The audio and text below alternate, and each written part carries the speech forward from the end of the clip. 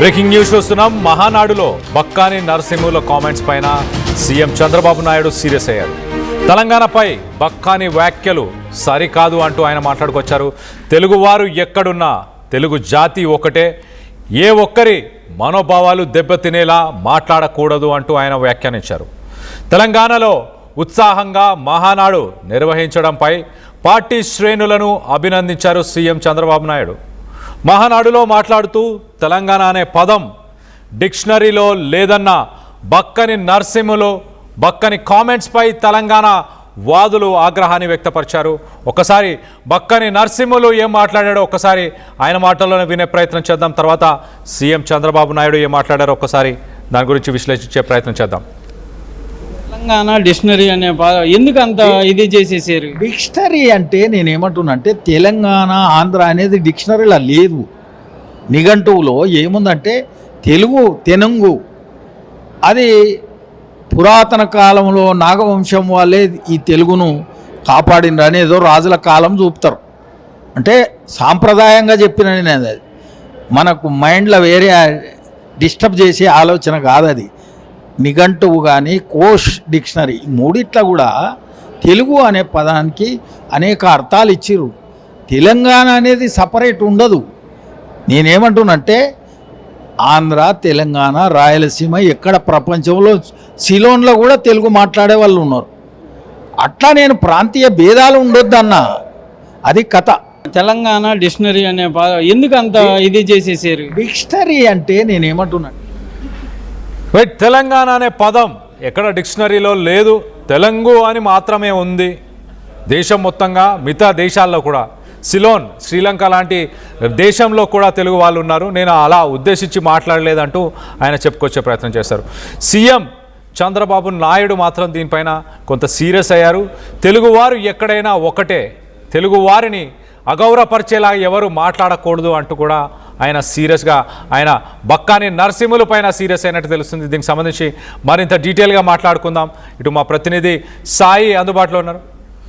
దానికంటే ముందు ఒక్కసారి చంద్రబాబు నాయుడు, సీఎం చంద్రబాబు నాయుడు ఏం మాట్లాడారు దీని గురించి ఒక్కసారి ఆయన మాటల్లోనే వినే ప్రయత్నం చేద్దాం. తెలంగాణ అనే పదము డిక్షనరీలో ఎక్కడ లేదు. ఈ తెలంగాణ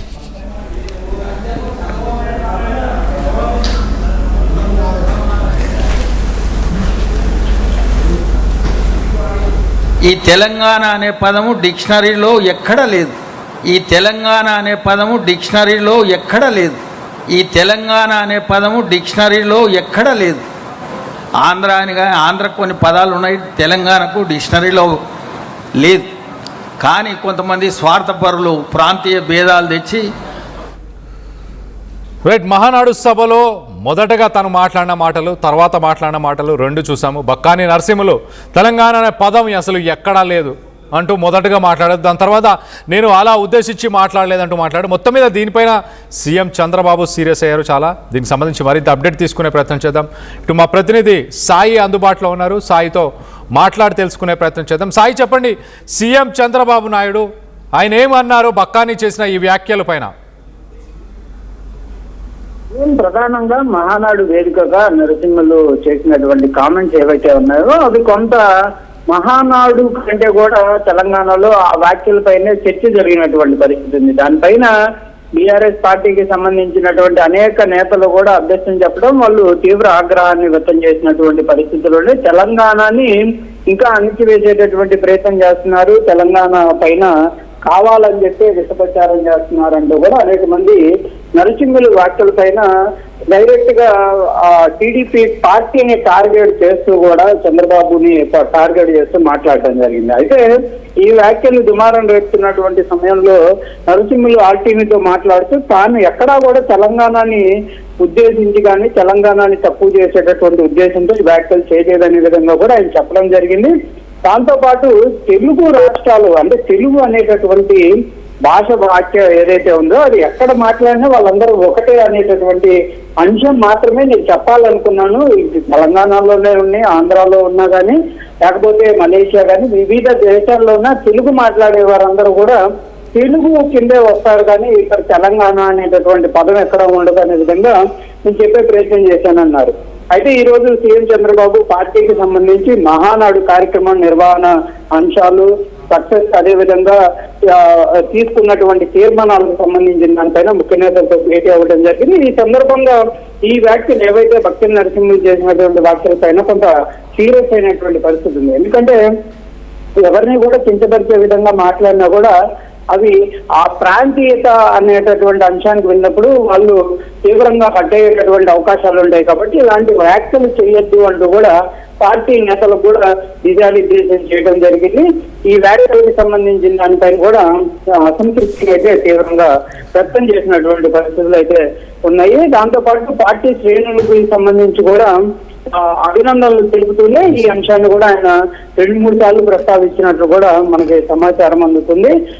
ఈ అంశం పైన నరసింహులతో కూడా మాట్లాడాలనే విధంగా కూడా పార్టీ క్యాడర్ కి సంబంధించిన వాళ్ళకు కూడా చెప్పడం జరిగింది. దాంతో పాటు ఎందుకంటే ఈ అంశాన్ని తీసుకొని వెళ్ళి తెలంగాణలో కొంత పార్టీని డ్యామేజ్ చేసేటటువంటి పరిస్థితులు ఉన్నాయి. కాబట్టి దీనిపైన తెలంగాణ నేతలు కూడా కొంత స్పందించాలి అనే విధంగా కూడా ఆయన అయితే సూచనలు చేయడం జరిగింది.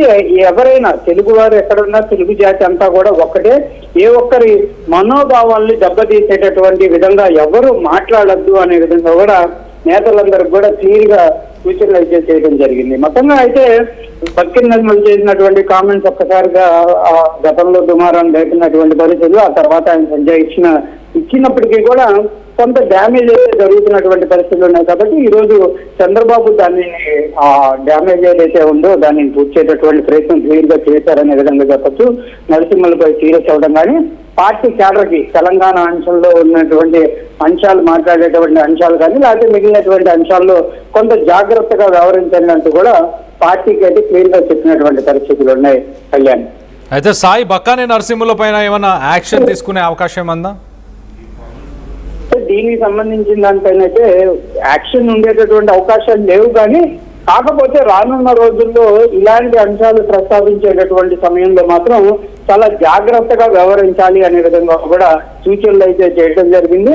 ఏదైతే ఈ డ్యామేజ్ అంటే పార్టీ మహానాడు కార్యక్రమంలో మాట్లాడినటువంటి అంశం కాబట్టి కొంత దాన్ని మిగిలినటువంటి పార్టీలు క్లియర్ గా తీసుకెళ్లేటటువంటి అవకాశాలు ఉంటాయి. కాబట్టి కంపల్సరిగా ఈ వ్యాఖ్యలకు సంబంధించినటువంటి ఉద్దేశం ఏదైతే ఉందో, మంచి ఉద్దేశం ఉందో దానిని తెలంగాణలో ఉన్నటువంటి ప్రజల్లోకి వీలైనంత ఎక్కువగా తీసుకువెళ్ళాలి.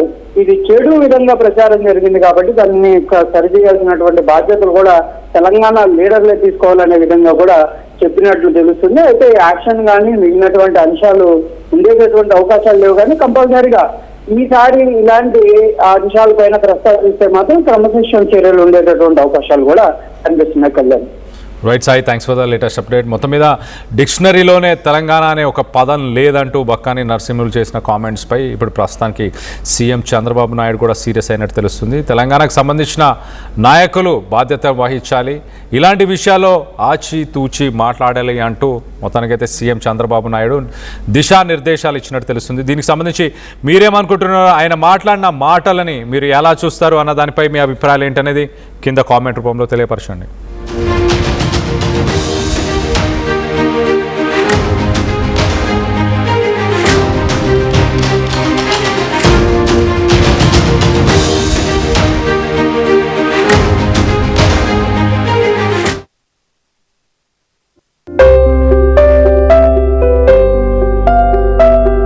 చిన్న చిన్న ఆనందాలు 35 ఏళ్లుగా నా జీవితంలో లేవు.